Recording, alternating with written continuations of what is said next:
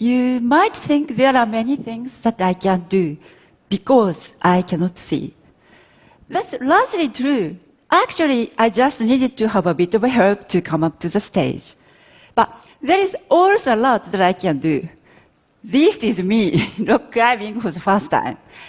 Actually, I love sports, and I can play many sports, like swimming, skiing, skating, scuba diving, running, and so on.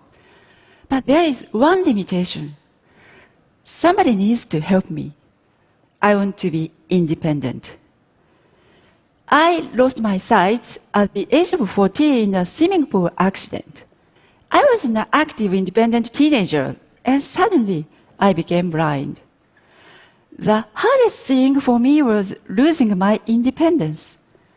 Things that until then seemed simple became almost impossible to do alone. For example, one of my challenges was textbooks. Back then, there were no personal computers, no internet, no smartphones. So I had to ask one of my two brothers to read me textbooks.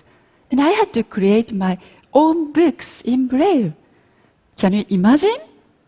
Of course, my brothers were not happy about it. And later, I noticed they were not there whenever I needed them.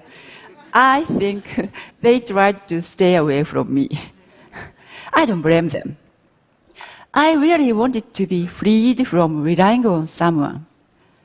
That became my strong desire to ignite innovation. Jump ahead to mid-1980s. I got to know cutting-edge technologies. And I thought to myself, how come there is no computer technologies to create books in Braille? These amazing technologies must be able to also help people with limitations like myself. That's the moment my innovation journey began. I started developing digital book technologies such as digital Braille editor, digital Braille dictionary, and the digital Braille library network. Today, every student who is visually impaired can read textbooks by using personal computers and mobile devices in Braille or in voice. This may not surprise you, since everyone now has digital books in their tablets in 2015. But Braille went digital many years before digital books, already in the late 1980s, almost 30 years ago. Strong and specific needs of the blind people made this opportunity to create digital books way back then. And this is actually not the first time this happened, because history shows us accessibility ignites innovation. The telephone was invented while developing a communication tool for hearing impaired people. Some keyboards were also invented to help people with disabilities. Now I'm going to give you another example from my own life. In the 90s, people around me started talking about the internet and web browsing. I remember the first time I went on the web. I was astonished. I could access newspapers at any time and every day. I could even search for any information by myself. I desperately wanted to help the blind people have access to the internet. And I found ways to render the web into synthesized voice, which dramatically simplified the user interface. This led me to develop the homepage reader in 1997, first in Japanese and later translated into 11 languages. When I developed the homepage reader, I got many comments from users. One that I strongly remember said, "For me, the internet is the small window to the world."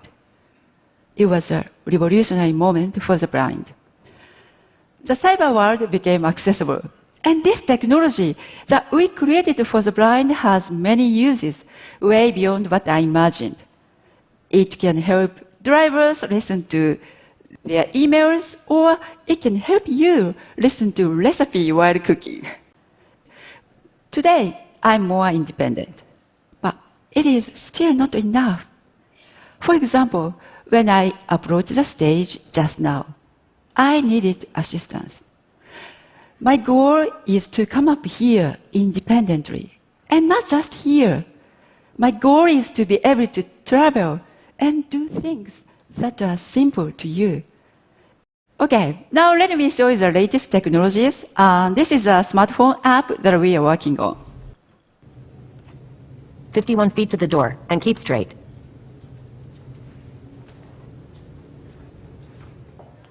Take the 2 doors to go out. The door is on your right.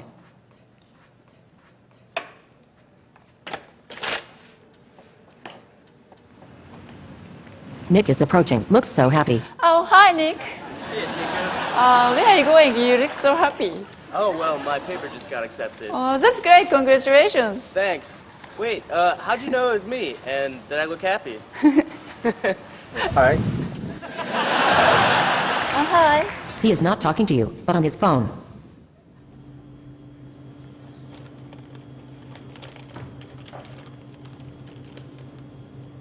Potato chips.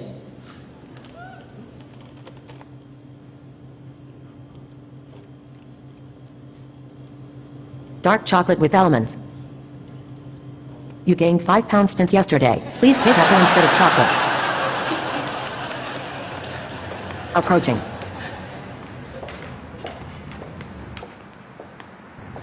You arrived. Now. Thank you.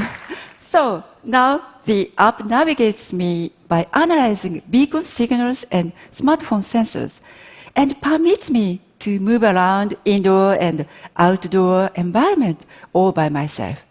But the computer vision part, that showed who is approaching in which mood, we are still working on that part. And recognizing facial expressions is very important for me to be social. So now the fusions of technologies are ready to help me see the real world. We call this cognitive assistance. It understands our surrounding world and whispers to me in voice or sends a vibration to my fingers. Cognitive assistance will augment missing or weakened abilities. In other words, our 5 senses. This technology is only in an early stage, but eventually I'll be able to find a classroom on campus, enjoy window shopping, or find a nice restaurant while walking along a street. It will be amazing if I can find you on the street before you notice me. It will become my best buddy and yours. So this really is a great challenge. It is a challenge that needs collaboration, which is why we are creating an open community to accelerate research activities. Just this morning, we announced to open source fundamental technologies you just saw in the video. The frontier is the real world. The blind community is exploring this technical frontier as a pathfinder. I hope to work with you to explore the new era. And the next time that I'm on this stage through technology and innovation, I'll be able to walk up here all by myself. Thank you so much.